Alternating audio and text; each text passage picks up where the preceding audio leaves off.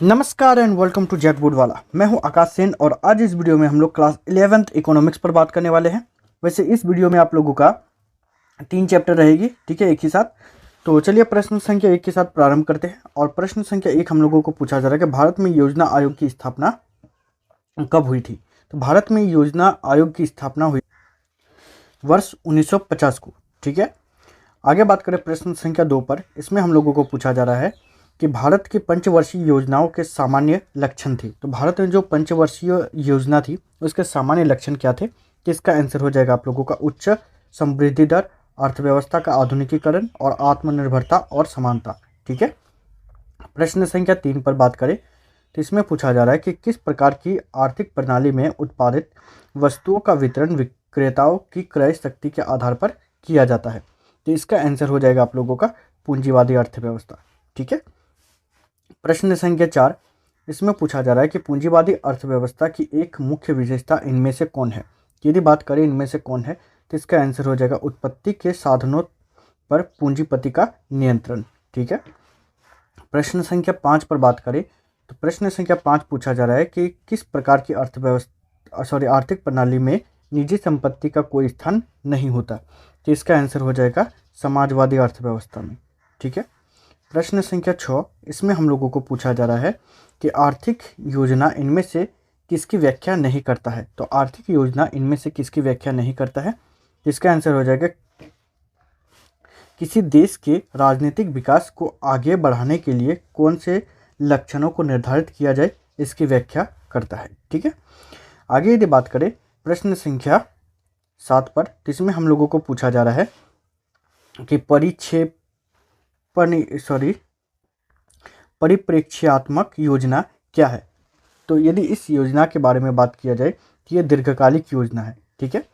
प्रश्न संख्या 8 पर बात करें तो इसमें पूछा जा रहा है हम लोगों को कि सकल घरेलू उत्पाद या जीडीपी में निरंतर वृद्धि किसका सूचक है। तो ये जो है आप लोगों का आर्थिक समृद्धि का सूचक है, ठीक है। प्रश्न संख्या 9 इसमें हम लोगों को पूछा जा रहा है कि इन कथनों में से गलत कथन का चुनाव करें। हम लोगों को 4 ऑप्शन दिया गया है, इसमें से गलत कथन जो है इसका हम लोगों को चुनाव करना है। तो इसका हम लोगों को बोला गया द्वितीय पंचवर्षीय योजना अर्थशास्त्री हैरोल्ड डोमर के मॉडल पर आधारित थी। बिल्कुल ये वाला बिल्कुल गलत है, ठीक है। प्रश्न संख्या 9 इसमें हम लोगों को 10 इसमें पूछा जा रहा है कि किस संख्याविद या सांख्यिकीय विद को भारतीय योजना का निर्माता माना जाता है। तो ये जो है पीसी महालनोबिस को माना जाता है, ठीक है। प्रश्न संख्या 11 इसमें पूछा जा रहा है कि पीसी महालनोबिस ने किस संस्था की स्थापना की थी। तो पीसी महालनोबिस ने जो है भारतीय सांख्यिकी संस्था, जिसको ISI के नाम से जाना जाता है, इसकी स्थापना किया था, ठीक है। प्रश्न संख्या 12 इसमें पूछा जा रहा है कि सांख्यिकी के से संबंधित एक प्रतिष्ठित जर्नल का नाम क्या है। तो प्रतिष्ठित जर्नल का नाम है सांख्य, ठीक है। आगे यदि बात करें प्रश्न संख्या 13 इसमें पूछा जा रहा है कि भारत में किसान को भूमि नीति किस विचार पर आधारित है। तो भारत के किसान को यदि भूमि नीति का यदि बात किया जाए तो ये जो है वो किसानों को भूमि का स्वामी बना दिया जाए तो वे कृषि उत्पादन बढ़ाने में अधिक रुचि लेंगे। बिल्कुल इसी पर आधारित है। प्रश्न संख्या 14 पर यदि बात करें तो इसमें पूछा जा रहा है कि भूमि सुधार के अंतर्गत अपनाए जाने वाले नीति इनमें से कौन सी है। तो इनमें से कौन सी है तो इसका बिचौलियों का उन्मूलन, भूमि की अधिकतम सीमा का निर्धारण और चकबंदी, ये तीनों ही होगा, इसीलिए इसका आंसर हो जाएगा उपरोक्त सभी, ठीक है। प्रश्न संख्या 15 इसमें पूछा जा रहा है कि कृषि उत्पादकता की दृष्टि से भारत नियोजन काल का कौन सा दशक सर्वाधिक सफल माना जाता है, ठीक है। तो इसका यदि बात किया जाए तो 1960 का दशक सबसे सफल माना जाता है। प्रश्न संख्या 16 इसमें पूछा जा रहा है कि किस नीति का उद्देश्य कुछ लोगों में भू स्वामित्व के संकेंद्रण को कम करना था, ठीक है। तो किस नीति का उद्देश्य था। तो इसका आंसर हो जाएगा आप लोगों का भू सीमा का निर्धारण, ठीक है। प्रश्न संख्या 17 इसमें पूछा जा रहा है कि हरित क्रांति के अंतर्गत HYV बीज का लाभ सबसे पहले किस फसल को मिला था। तो सबसे पहले जो है मिला था गेहूं की फसल को, ठीक है। प्रश्न संख्या 18 इसमें पूछा जा रहा है कि हरित क्रांति के पहले चरण जो कि 1965 से 1975 तक चला था, में HYV बीजों का प्रयोग किन राज्यों तक सीमित रहा था? तो उस टाइम जो है ज़्यादातर पंजाब, आंध्र प्रदेश और तमिलनाडु जो है इसी राज्यों तक सीमित रहा था। ठीक है। प्रश्न संख्या 19, इसमें पूछा जा रहा है कि हरित क्रांति प्रौद्योगिकी का मुख्य जोखिम क्या था? तो यदि मुख्य जोखिम का बात किया जाए तो इसका आंसर हो जाएगा छोटे और बड़े किसानों के बीच असमानताएं बढ़ाने की संभावना थी। ठीक है। आगे यदि बात करें प्रश्न संख्या 20 पर, तो इसमें पूछा जा रहा है कि किसानों को बाजार दर से कम मूल्य पर कृषि आगतों की पूर्ति की जाती है, तो उससे क्या कहा जाता है? तो उसे कहा जाता है कृषि सहायकी। ठीक है।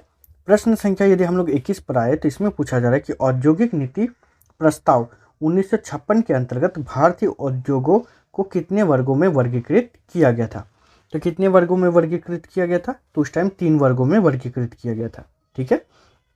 प्रश्न संख्या 22, इसमें पूछा जा रहा है कि औद्योगिक नीति प्रस्ताव 1956 को डैश का आधार बनाया गया था? तो किसको आधार बनाया गया था? तो द्वितीय पंचवर्षीय योजना को आधार बनाया गया था। ठीक है। प्रश्न संख्या यदि हम लोग 23 पर बात करें तो इसमें हम लोगों को पूछा जा रहा है कि सरकार की औद्योगिक लाइसेंस नीति का मुख्य उद्देश्य क्या था? तो सरकार का मुख्य उद्देश्य था क्षेत्रीय समानता को बढ़ावा देना और निजी क्षेत्र को लाइसेंस पद्धति के माध्यम से राज्य के नियंत्रण में रखना। मतलब ए और सी ये दोनों सही है, इसीलिए इसका आंसर हो जाएगा डी, मतलब ए और सी दोनों। ठीक है। आगे बात करें प्रश्न संख्या 24 पर, तो इसमें हम लोगों को पूछा जा रहा है कि 1956 के औद्योगिक नीति में सार्वजनिक क्षेत्र के अंतर्गत कितने उद्योगों को सम्मानित किया गया जिन पर मुख्य रूप से राज्य का एकाधिकार प्राप्त था? तो इसका आंसर हो जाएगा आप लोगों का 17। ठीक है। आगे बात करें प्रश्न संख्या 25, इसमें पूछा जा रहा है कि सार्वजनिक उद्यमों का स्वामित्व इनमें से किसके पास होती है? तो सार्वजनिक उद्यमों का यदि स्वामित्व का बात किया जाए तो वो सरकार के पास होती है। प्रश्न संख्या 26, इसमें पूछा जा रहा है 1955 में गठित करवे समिति को किस नाम से जाना जाता है? तो करवे समिति को यदि बात किया जाए तो इसको ग्राम एवं लघु उद्योग समिति के नाम से भी जाना जाता है। ठीक है। प्रश्न संख्या 27, इसमें पूछा जा रहा है कि 1950 में लघु औद्योगिक इकाई में निवेश की अधिकतम सीमा क्या थी? तो निवेश की अधिकतम सीमा थी 5 लाख रुपया। प्रश्न संख्या 28, इसमें हम लोगों को पूछा जा रहा है कि लघु उद्योग की मुख्य समस्या है, तो समस्या क्या था? तो यदि हम लोग इसका आंसर पर बात करें तो ये बड़े उद्योगों से प्रतिस्पर्धा नहीं कर सकती थी। ठीक है। आगे यदि बात करें प्रश्न संख्या 30, तो इसमें पूछा जा रहा है कि निम्नलिखित में से कौन भारत में लघु उद्योग की विशेषता नहीं है? तो यहाँ पर जो ऑप्शन है इसके हिसाब से हो जाएगा आप लोगों का लघु उद्योगों में उत्पादन की लागत बहुत कम होती है। ठीक है। तो इसका आंसर हो जाएगा बी। प्रश्न संख्या यदि हम लोग बात करें 30 पर, तो प्रश्न संख्या 30 हम लोगों से पूछा जा रहा है कि जब किसी वस्तु का विदेशों से आयात करने के बदले घरेलू उत्पादन द्वारा उसकी पूर्ति की जाती है तो उसे क्या कहा जाता है? ठीक है। तो उसे कहा जाता है आयात प्रतिस्थापन। ठीक है। इसको आयात प्रतिस्थापन कहा जाता है। प्रश्न संख्या 31, इसमें पूछा जा रहा है कि भारत की व्यापार नीति की दृष्टि से प्रथम 7 पंचवर्षीय योजना की विशेषता क्या थी? तो प्रथम 7 पंचवर्षीय योजना का यदि बात किया जाए तो अंतर्मुखी व्यापार नीति थी। ठीक है। प्रश्न संख्या 32, जिसमें हम लोगों को पूछा जा रहा है कि जब घरेलू उत्पादक द्वारा किसी वस्तु की आयात करने की अधिकतम सीमा को सरकार द्वारा तय कर दिया जाता है तो उसे क्या कहते हैं? ठीक है। तो उसे कहते हैं हम लोग कोटा। आगे यदि बात करें प्रश्न संख्या 33, इसमें पूछा जा रहा है कि आयातित वस्तुओं पर लगने वाला कर क्या कहलाता है? तो आयातित वस्तु पर लगने वाला कर को हम लोग प्रशुल्क कहते हैं। ठीक है। प्रश्न संख्या 34, इसमें हम लोगों को पूछा जा रहा है कि भारत में 12वीं पंचवर्षीय योजना का कार्यकाल क्या थी? तो भारत में 12वीं पंचवर्षीय योजना का यदि कार्यकाल के बारे में बात करें तो वो थी हम लोगों का 1 अप्रैल 2012 से 31 मार्च 2017 तक। ठीक है। आगे यदि बात करें प्रश्न संख्या 35 पर, तो इसमें हम लोगों को पूछा जा रहा है कि किस संस्था ने योजना आयोग का स्थान लिया है? तो किस संस्था ने लिया है? तो इसका आंसर हो जाएगा नीति आयोग ने। ठीक है। देखिए उसके बाद फिर हम लोग नेक्स्ट चैप्टर में आए तो जिसका हम लोगों का पहला प्रश्न पूछा जा रहा है स्वतंत्रता प्राप्ति के पश्चात भारत ने किस अर्थव्यवस्था को अपनाया था? तो स्वतंत्रता प्राप्ति के बाद यदि बात करें तो भारत ने मिश्रित अर्थव्यवस्था को अपनाया था। ठीक है। प्रश्न संख्या 2 जिसमें पूछा जा रहा है कि विश्व बैंक का दूसरा नाम क्या है? तो विश्व बैंक का दूसरा नाम है अंतर्राष्ट्रीय पुनर्निर्माण और विकास बैंक। ठीक है। प्रश्न संख्या यदि हम लोग बात करें 3 पर, तो इसमें हम लोगों से पूछा जा रहा है कि भारत ने आर्थिक संकट के समय किन 2 संस्थाओं से ऋण लिया था? तो भारत ने आर्थिक संकट के समय जो है IMF और IBRD से ऋण लिया था। ठीक है। प्रश्न संख्या 4 जिसमें हम लोगों से पूछा जा रहा है कि नई आर्थिक नीति की घोषणा कब की गई थी? तो नई आर्थिक नीति का घोषणा 1991 ईस्वी को किया गया था। ठीक है। प्रश्न संख्या 5 जिसमें पूछा जा रहा है कि 1991 से आरंभ की गई आर्थिक नीति में कितने उद्योगों को लाइसेंस लेना अनिवार्य किया गया था? तो इसका आंसर हो जाएगा आप लोगों का 6 उद्योगों को। आगे यदि बात करें प्रश्न संख्या 6 जिसमें पूछा जा रहा है कि सार्वजनिक क्षेत्र की कितनी उद्योगों को सरकार अपने पास आरक्षित रखी है? तो इसका आंसर हो जाएगा आप लोगों का 3। ठीक है। प्रश्न संख्या 7 जिसमें पूछा जा रहा है कि भारत में वित्तीय क्षेत्र के नियमन का दायित्व किनका है? तो भारत में यदि वित्तीय क्षेत्र का नियमन का यदि बात करें तो रिजर्व बैंक ऑफ इंडिया का है। ठीक है। प्रश्न संख्या 8 इसमें पूछा जा रहा है कि बैंकों की पूंजी में विदेशी भागीदारी की सीमा कितनी प्रतिशत कर दी गई है? तो इसका आंसर हो जाएगा आप लोगों का 74। ठीक है। प्रश्न संख्या 9 इसमें पूछा जा रहा है कि निम्नांकित में से कौन सा कर सुधार नहीं है? तो कौन सा कर सुधार नहीं है? तो इसका होगा धन का अवमूल्यन। ठीक है। प्रश्न संख्या यदि 10 पर बात करें तो इसमें पूछा जा रहा है कि वस्तु एवं सेवा कर अधिनियम जिसको GST कानून कब पारित किया गया था? तो इस कानून को पारित किया गया था वर्ष 2016 को। ठीक है। प्रश्न संख्या 11 पर बात करें तो इसमें पूछा जा रहा है कि वस्तु एवं सेवा कर अधिनियम मतलब GST कानून कब लागू हुआ था? तो लागू हुआ था वर्ष 2017 को। ठीक है। प्रश्न संख्या 12 जिसमें पूछा जा रहा है कि भुगतान संतुलन की समस्या से निदान के लिए मुद्रा का प्रथम अवमूल्यन कब किया गया था? तो इसका जो है प्रथम अवमूल्यन जो है 1991 को किया गया था। ठीक है। प्रश्न संख्या 13 इसमें पूछा जा रहा है निम्नांकित में से कौन से उद्योग सार्वजनिक क्षेत्र के लिए आरक्षित नहीं है? तो सार्वजनिक क्षेत्र के लिए आरक्षित नहीं है सिगरेट। ठीक है। यदि बात करें प्रश्न संख्या 14 तो जिसमें पूछा जा रहा है अंतर्राष्ट्रीय पुनर्निर्माण और विकास बैंक जिसको IBRD बोला जाता है को और किस नाम से जाना जाता है? तो इसको जो है विश्व बैंक के नाम से भी जाना जाता है। ठीक है।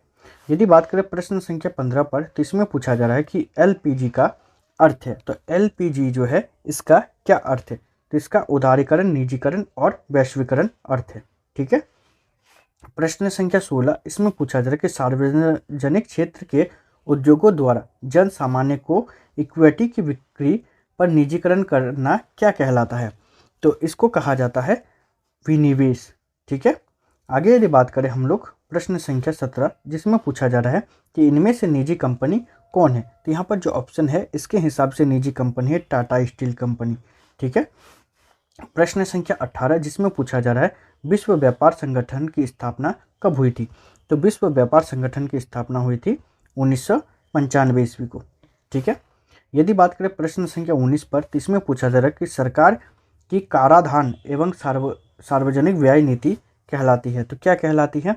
कि ये कहलाती है राजकोषीय नीति। ठीक है। प्रश्न संख्या 20 इसमें पूछा जा रहा है कि व्यक्तियों की आय पर लगाया गया कर है। तो व्यक्तियों के आय पर लगाया गया जो कर है इसको हम लोग क्या कहते हैं? तो इसको प्रत्यक्ष कर कहते हैं। ठीक है। यदि बात करें प्रश्न संख्या 21 पर तो इसमें हम लोगों को पूछा जा रहा है कि भारत को आर्थिक संकट के समय IMF और IBRD ने कितने ऋण प्रदान किया था? तो कितना ऋण प्रदान किया था? तो $7 बिलियन का। ठीक है। प्रश्न संख्या 22 पर यदि बात करें तो इसमें पूछा जा रहा है कि निम्नलिखित में से कौन नई आर्थिक नीति का एक अंग नहीं है? तो कौन सा नहीं है? तो इसका आंसर हो जाएगा विकेंद्रीकरण। ठीक है। प्रश्न संख्या 23 इसमें पूछा जा रहा है GATT की स्थापना वर्ष है। तो GATT का स्थापना वर्ष कब है? तो इसका आंसर हो जाएगा 1948 को। ठीक है। प्रश्न संख्या 24 इसमें पूछा जा रहा है किसी देश की अर्थव्यवस्था का विश्व अर्थव्यवस्था के साथ एकीकरण कहलाता है। तो क्या कहलाता है? तो वैश्वीकरण कहलाता है। ठीक है। प्रश्न संख्या 25 जिसमें पूछा जा रहा है कि डैश सरकार द्वारा निर्धारित प्रतिबंधों या बाधाओं को हटाना है, तो क्या कहलाता है? तो इसको हम लोग कहते हैं उस टाइम उदारीकरण। ठीक है, ठीक है। प्रश्न संख्या 26 जिसमें पूछा जा रहा है हम लोगों को कि विदेशी विनिमय में सुधार लाया गया तो किसके माध्यम से? तो यदि हम लोग बात करें इसका आंसर, तो इसका आंसर हो जाएगा आप लोगों का मुद्रा की तुलना में रुपया का अवमूल्यन करके, और दूसरा आप लोग बोल सकते हो विदेशी मुद्रा की मांग और पूर्ति के आधार पर विनिमय दरों को निर्धारित करके। तो 1 और 3 मतलब ए और सी हो जाएगा, इसीलिए इसका आंसर हो जाएगा डी, ए तथा सी। ठीक है।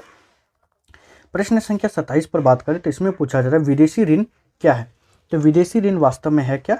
तो विदेशी संस्थाओं से एक उद्योग द्वारा लाया गया ऋण, और विदेशी संस्थाओं से एक व्यक्ति द्वारा लाया गया ऋण, और विदेशी संस्थाओं में सरकार द्वारा लाया गया ऋण, ये तीनों ही है, इसीलिए इसका आंसर हो जाएगा इनमें से सभी। ठीक है। प्रश्न संख्या 28 इसमें पूछा जा रहा है कि कंपनियों के द्वारा किसी बाहरी स्रोत से नियमित सेवाओं को प्राप्त करने की प्रक्रिया क्या कहलाती है? तो ये प्रक्रिया कहलाती है बाह्य प्रापण। ठीक है। प्रश्न संख्या 29 पर बात करें तो इसमें पूछा जा रहा है कि भारत में नई आर्थिक नीति से लाभान्वित नहीं होने वाला एक क्षेत्र, तो कौन सा क्षेत्र है? तो इसका हो जाएगा आधारिक संरचना। ठीक है। प्रश्न संख्या 30 इसमें पूछा जा रहा है कि निम्नलिखित में से कौन सा कथन नई आर्थिक नीति के बारे में सही नहीं है? तो इसका आंसर हो जाएगा नई आर्थिक नीति देश में शहरीकरण की शुरुआत की। ठीक है, तो ये सही नहीं है। ठीक है, तो इसका आंसर हो जाएगा सी।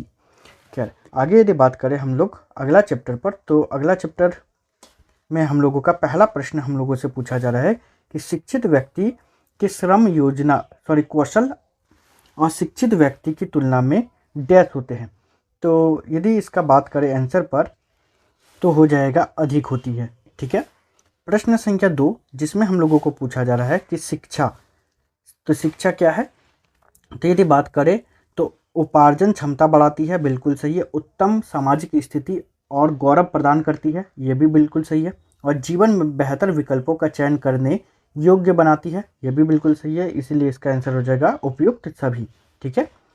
यदि हम लोग बात करें प्रश्न संख्या 3 पर, तो प्रश्न संख्या 3 हम लोगों से पूछा जा रहा है कि देश शिक्षा के अवसरों के विस्तार की आवश्यकता पर बल देते हैं, क्योंकि यह विकास प्रक्रिया को तेज करता है। ठीक है।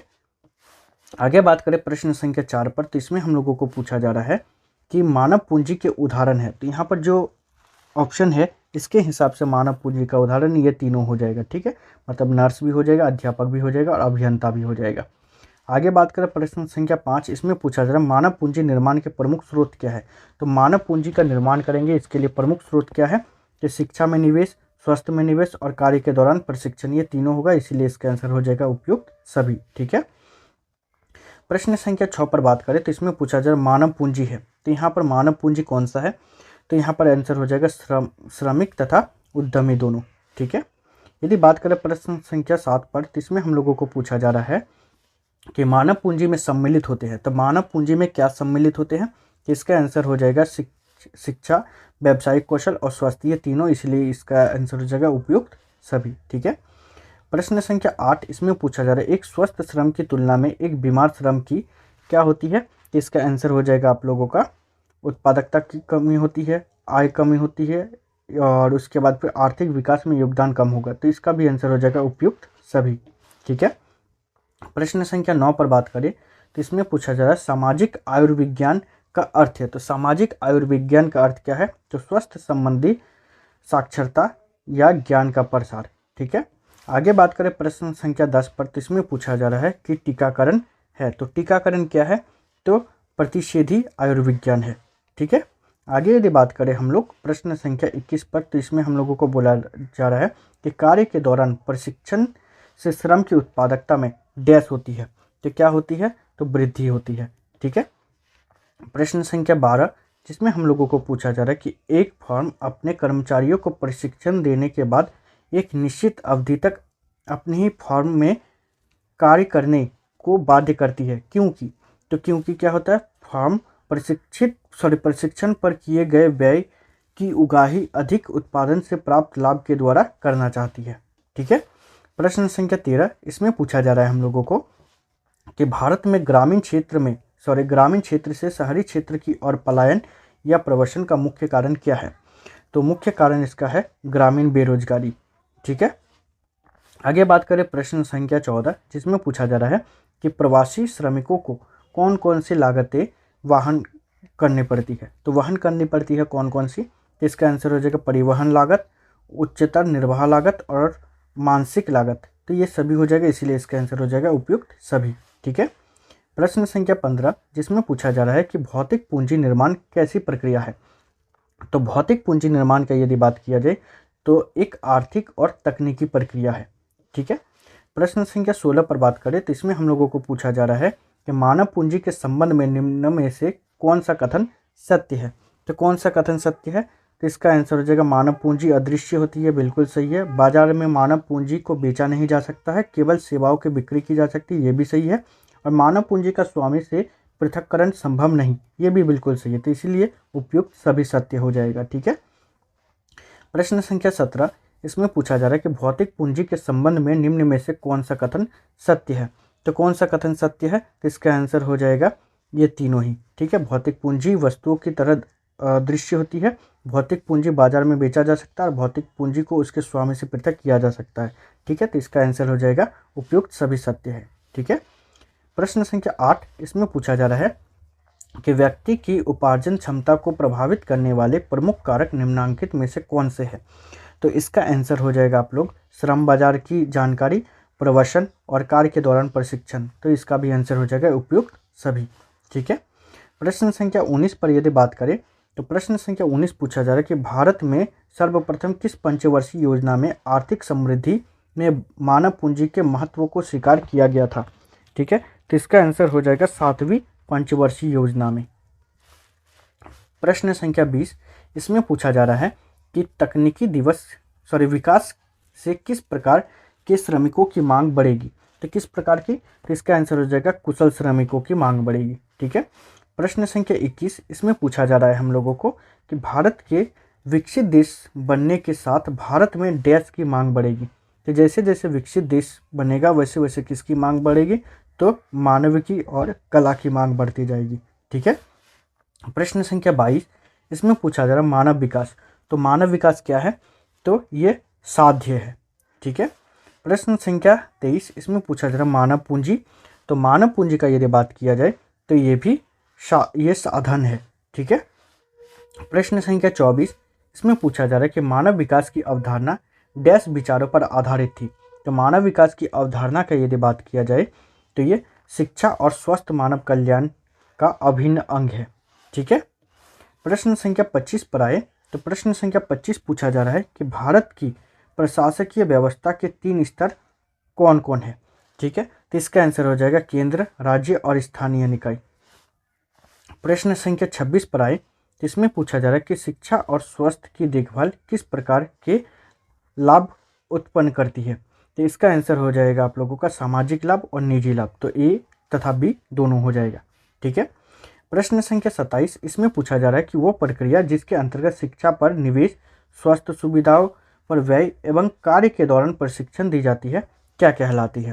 तो ये जो है मानव पूंजी निर्माण कहलाती है।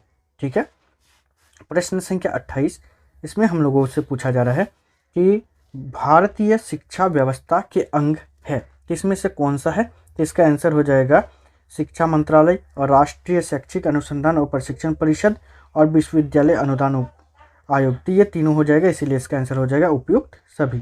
ठीक है, प्रश्न संख्या 29, इसमें पूछा जा रहा है कि शिक्षा के महत्व का सूचक है।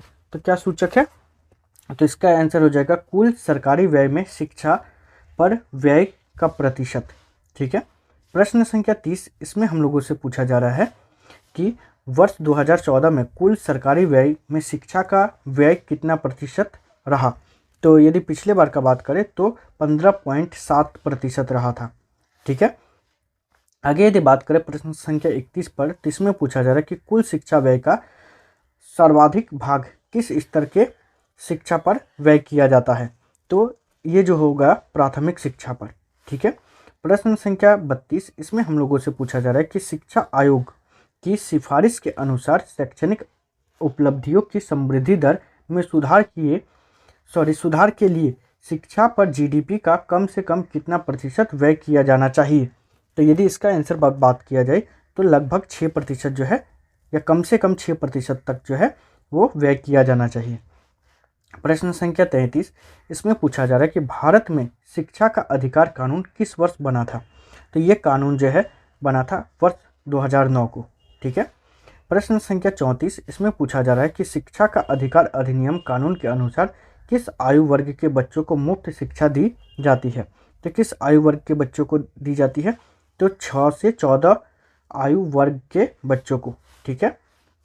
प्रश्न संख्या 35, इसमें पूछा जा रहा है कि भारत सरकार के द्वारा सभी केंद्रीय करों पर कौन सा उपकर लगाया गया है? तो इसका आंसर हो जाएगा आप लोगों का शिक्षा उपकर। ठीक है। प्रश्न संख्या 36, इसमें पूछा जा रहा है कि शिक्षा उपकर से प्राप्त राजस्व को किस मद में व्यय करने के लिए सुरक्षित रखा जाता है? तो इसका आंसर हो जाएगा आप लोगों का प्राथमिक शिक्षा का। ठीक है। प्रश्न संख्या 37, इसमें पूछा जा रहा है कि शैक्षिक उपलब्धियों के सूचक है, इसमें से कौन सा हो जाएगा सूचक? तो इसका आंसर हो जाएगा आप लोगों का उपयुक्त सभी, मतलब वयस्क साक्षरता दर, प्राथमिक शिक्षा संपूर्ति दर और युवा साक्षरता, ये तीनों हो जाएगा। ठीक है। इसीलिए इसका आंसर हो जाएगा उपयुक्त सभी। ठीक है। यदि बात करें प्रश्न संख्या 38 पर, तो प्रश्न संख्या 38 पूछा जा रहा है हम लोगों को कि राष्ट्रीय प्रतिदर्श सर्वेक्षण संगठन के अनुसार वर्ष 2011-12 में ग्रामीण भारत में शिक्षित बेरोजगार का प्रतिशत कितना था? तो इसका आंसर हो जाएगा 19%। ठीक है। प्रश्न संख्या 39, इसमें पूछा जा रहा है कि बेरोजगारी की उच्च दर किनमें पाई जाती है? तो बेरोजगारी की उच्च दर जो है उच्च शिक्षा प्राप्त युवाओं में पाई जाती है। प्रश्न संख्या 40 पर आए तो इसमें हम लोगों से पूछा जा रहा है कि राष्ट्रीय प्रतिदर्श सर्वेक्षण संगठन के अनुसार 2011-12 के आंकड़ों के अनुसार युवा ग्रामीण महिलाओं में बेरोजगारी का प्रतिशत कितना था? ठीक है। तो इसका आंसर हो जाएगा 30%। ठीक है। आप लोगों को ऐसे ही और भी वीडियोस चाहिए तो चैनल को सब्सक्राइब कीजिएगा और मेरा मोटिवेशन लेवल को बढ़ाने के लिए अपने फ्रेंड के साथ शेयर जरूर कीजिएगा। ठीक है।